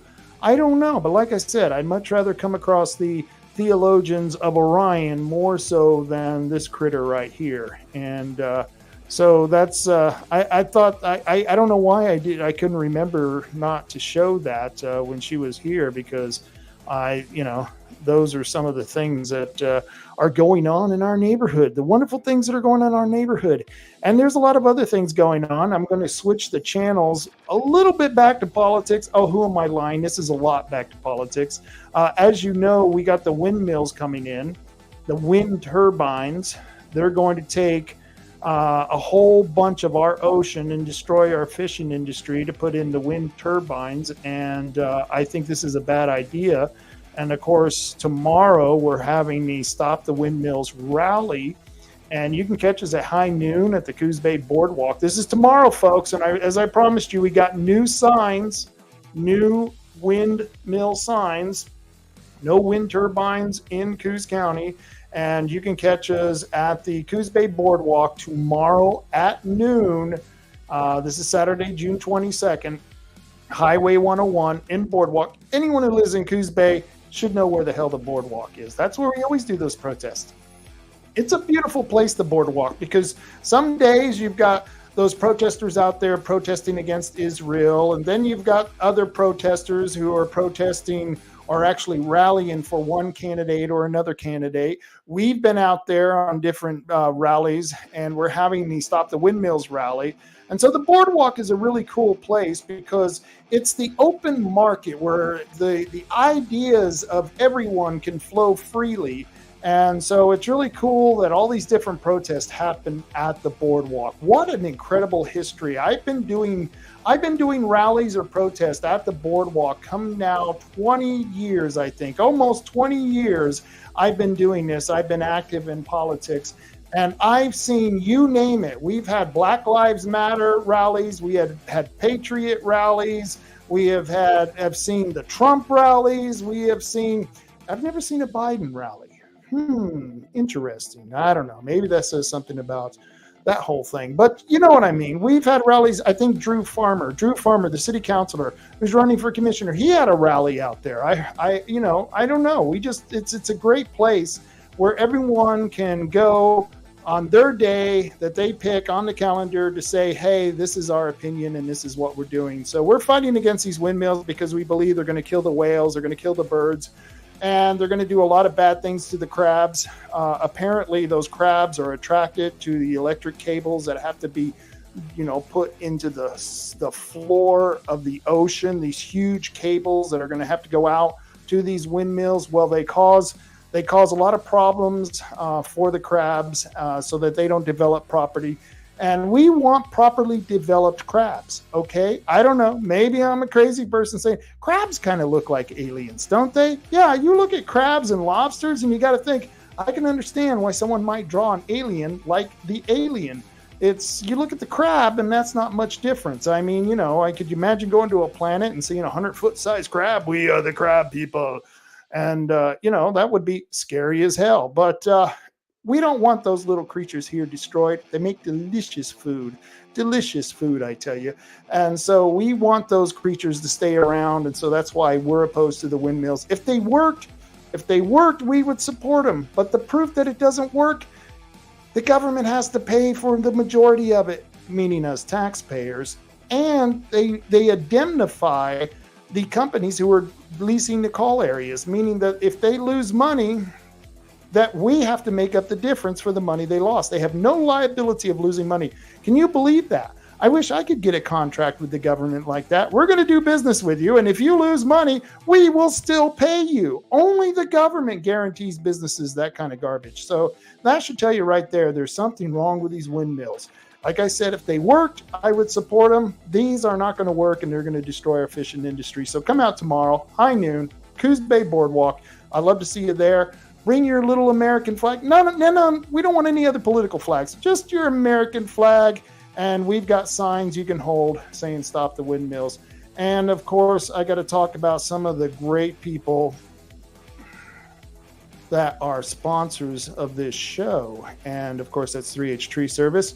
3H Tree Service has been helping me out for the last, 5 years now. I believe, about 5 years.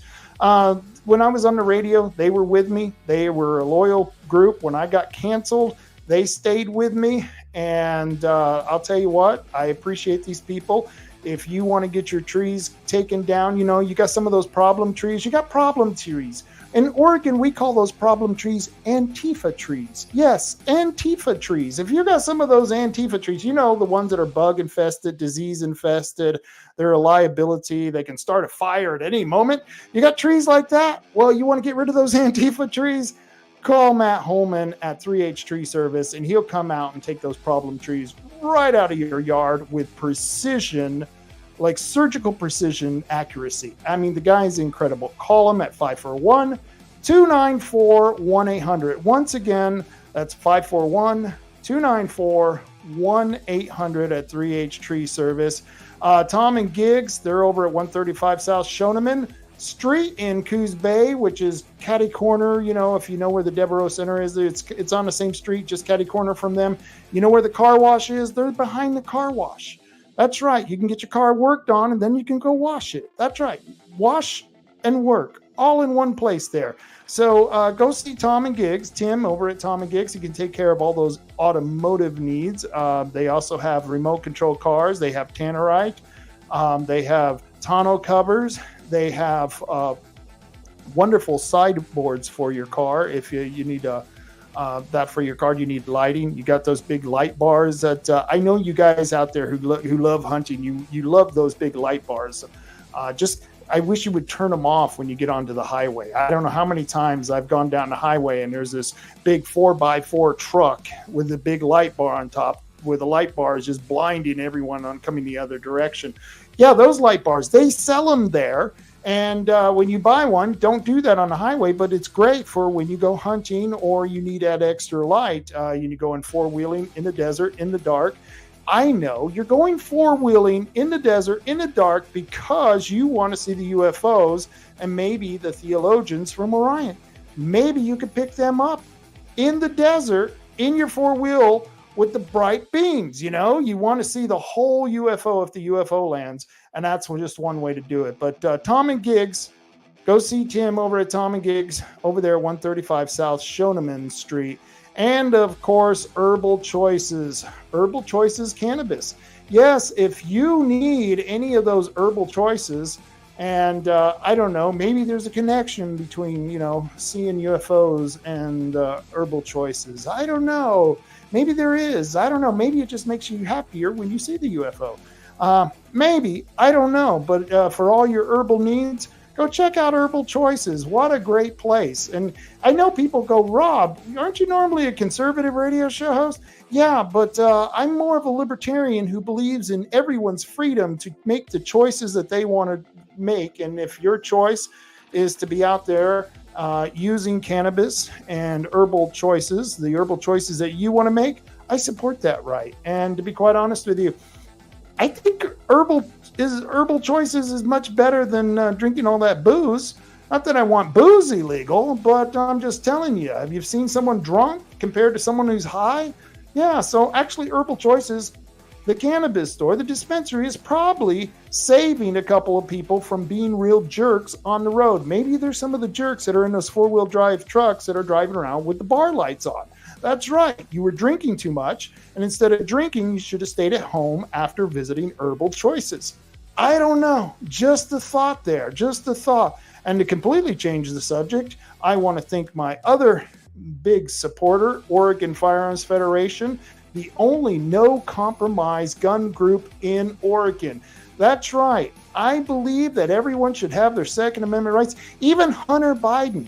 I don't care what anyone says. Hunter Biden got screwed out of his Second Amendment rights. I just think that was horrible, the way they prosecuted that young man. They should have prosecuted him for taking all that money from China and Ukraine. That's what they should have prosecuted him for. Or maybe taking photos with all those underage girls that were completely naked. No one's questioning that. But no, what do? They go after him for his Second Amendment rights, what they said was a violation of federal law. Federal regulations on your right to own a gun.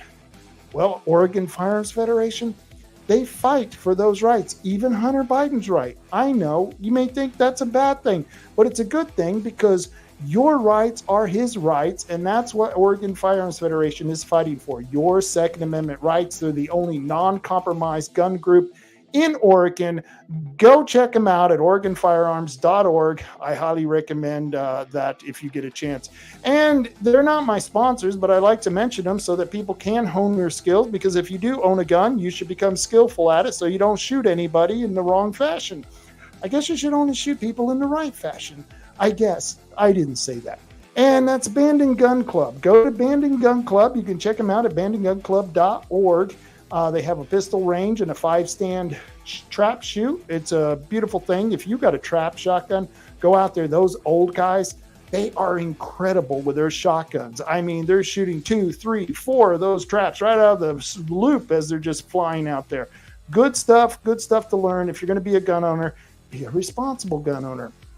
And of course, if you want to sight in your rifle, go to Tioga Sports Park at Tioga Sports Park Association.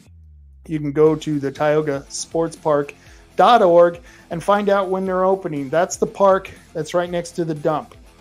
So let's say this next week you have to take a load of trash to the dump. We'll take your rifle and go to the left. After you go to the right and dump your stuff, go to the left and go to Tioga Sports Park and, center in your rifle, because you want to be able to shoot with accuracy. If you have to use your gun, you want to be accurate when you're doing it. Let's see here. Do I got any good comments? I got one comment here.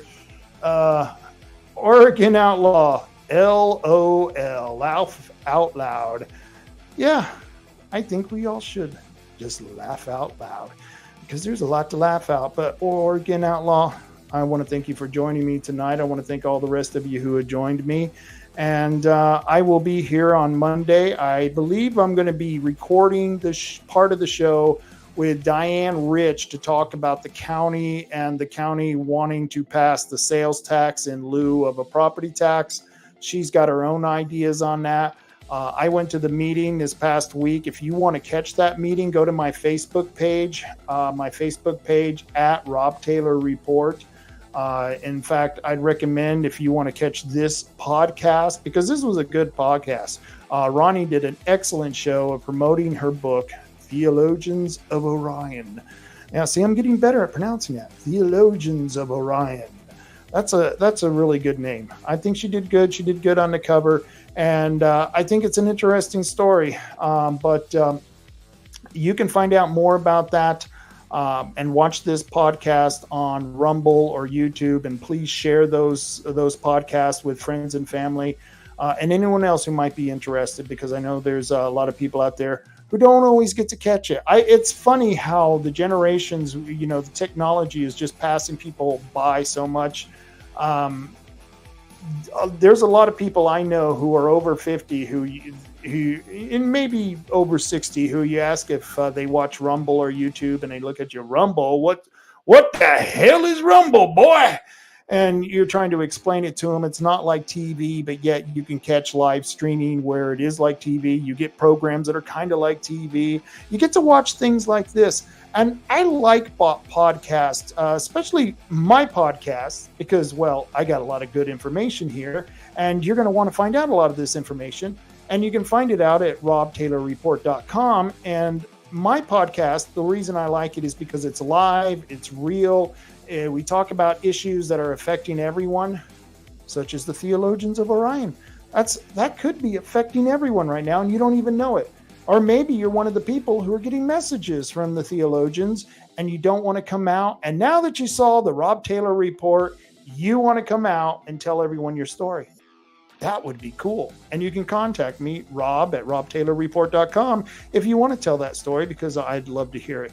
And but we're going to be going back to politics on Monday. And like I said, we'll be talking to Diane Rich. And I don't know where we're going to go next week. I think I'm going to bring the rant back. I know we didn't do the Friday night rant tonight, but it was just a much more interesting show. I feel more open-minded about discussing what we discussed instead of just ranting about politics. But we're going to bring that back next week. And I hope to have a panel of people here to talk about the different issues that I'm going to present out there, so that people know what's going on in their world and around the United States and in other areas too. So until then, until Monday, you know what I always say, folks? You know what I always say. Carry on, America. Carry on.